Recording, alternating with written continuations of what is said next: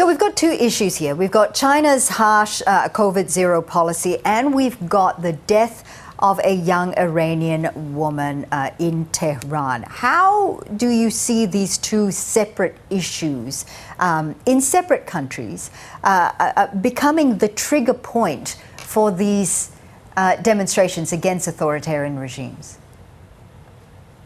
So I think the starting point is that we've got a huge group of young people in both countries who are looking for political change. Essentially, they're looking for more political freedoms, but under the current system, they don't have an outlet. So the young people in both countries have latched on to two big incidents in their respective countries and use these incidents to launch their call for more political freedom. So in the case of China, they've latched on to the zero COVID policy, which is extremely unpopular.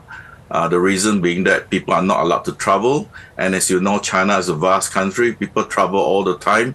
But under the zero COVID policy, most of them have been experiencing lockdown, while the rest of the world have decided to adopt a living COVID policy. In the case of Iran, a young Kurdish girl apparently was killed by the authorities while under detention. So again, the young people have latched onto this incident in order to launch sort of a public demonstrations against the regime itself.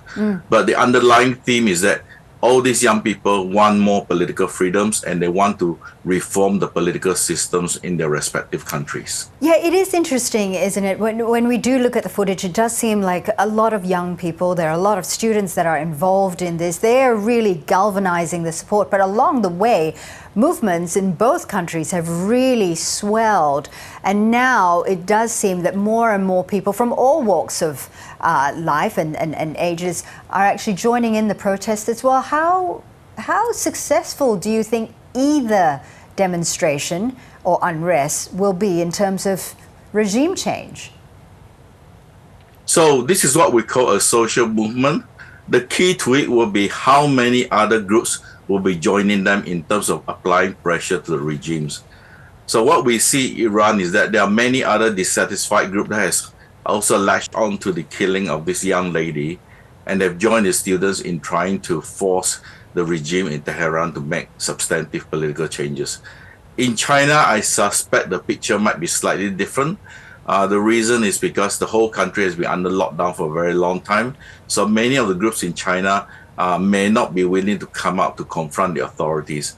And also in China, it's much more difficult to organize because the social media in China is tightly regulated. It's much freer in Iran.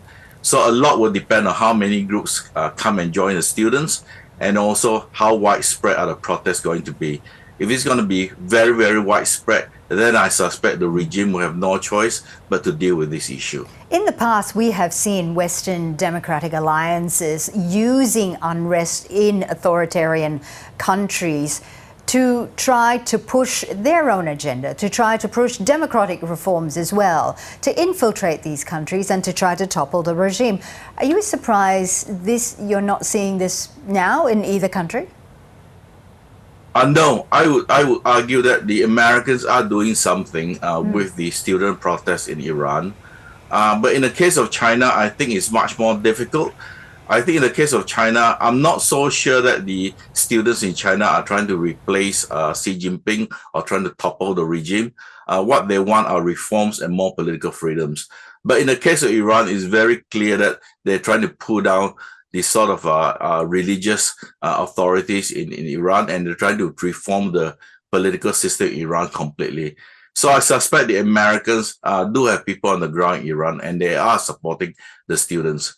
So although on the surface they look very similar, the outcome will probably be very different. In the case of China, I expect the regime, if the demonstrations are very widespread, to relax the COVID policy.